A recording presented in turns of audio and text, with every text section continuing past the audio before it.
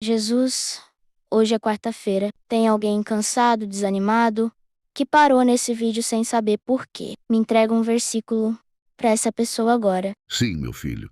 O versículo de hoje está em Isaías 41:10. Não temas, porque eu sou contigo.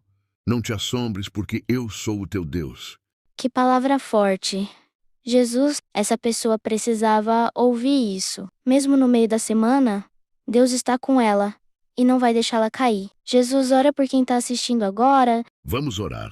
Pai amado, toca agora esse coração. Renova as forças, tira o medo, acalma a alma e mostra que o Senhor está no controle. Que essa quarta-feira seja marcada pela tua presença e pela tua paz. Amém. Se essa palavra falou com você, escreve amém nos comentários. Compartilhe e siga o perfil para receber mais palavras de fé.